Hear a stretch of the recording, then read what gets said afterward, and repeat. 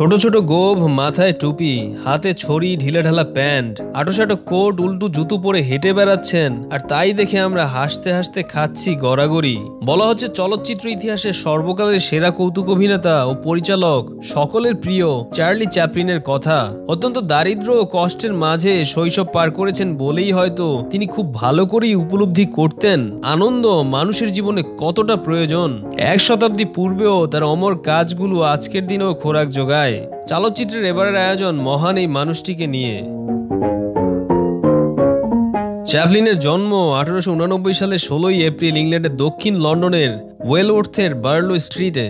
বাবার নাম Charles Chaplin আর মা হানা চ্যাপলিন। বাবা মা দুজনেই বিনোদন জগতে কাজ করতেন, তবে চ্যাপলিনের শৈশব কেটেছে চরম অভাব, অনটন ও নিদারুণ কষ্টের মাঝে। 12 বছর বয়স পূর্ণ হওয়ার পূর্বেই তিনি যেসব অভিজ্ঞতার মধ্য দিয়ে গিয়েছিলেন, অনেক মানুষকে পুরো জীবদ্দশাতেও সেসব অভিজ্ঞতার মুখোমুখি হতে হয় না।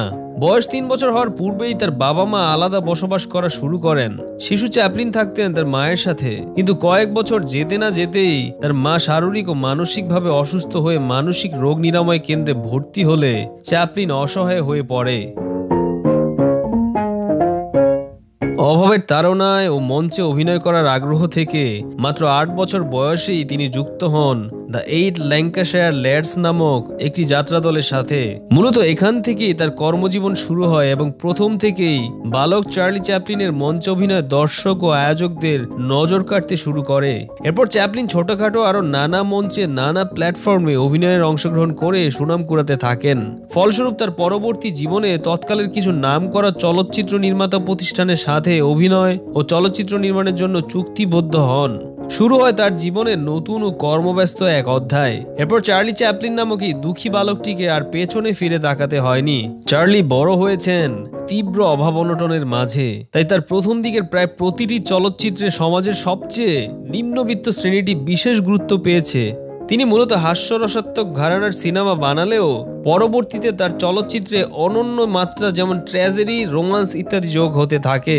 1925 সালে নিজের প্রযোজিত ছবির জন্য পান একাডেমি অ্যাওয়ার্ড। 1936 সালে মুক্তি পায় অন্যতম সাড়া জাগানো ছবি মডার্ন টাইমস। চার্লি চ্যাপলিন তখন পৃথিবী বিখ্যাত। চার্লি চ্যাপলিনের 75 বছর দীর্ঘ অভিনয় জীবনে 3টি বাদে বাকি সব চলচ্চিত্রই ছিল নির্বাক। চলচ্চিত্রে তিনি প্রথম কথা বলেন 1940 সালে দ্য গ্রেট ডিটেক্টর চলচ্চিত্রে। এতে তিনি অ্যাডলফ হিটলারকে ব্যঙ্গ করেন এবং ফ্যাসিবাদের বিরুদ্ধে নিজের অবস্থান তুলে ধরেন। 1952 সালে মুক্তি পায় লাইমলাইট নামে আত্মজীবনীমূলক ছবি। 1977 সালের 25শে ডিসেম্বর নিঃসঙ্গ অবস্থায় সুইজারল্যান্ডে মারা যান সর্বকালের সেরা কৌতুক অভিনেতা চার্লি চ্যাপলিন। চার্লি চ্যাপলিন তার আত্মজীবনীতে লিখেছেন, আমার কাছে সৌন্দর্য হচ্ছে নর্দমায় ভেসে যাওয়া একটা গোলাপ ফুল। তিনি আরও লিখেছেন, শেষ জীবন পর্যন্ত তিনি তার শৈশবকে বয়ে বেরিয়েছেন। দুঃসহ শৈশবে বাবা তার মাকে ত্যাগ করেছিলেন।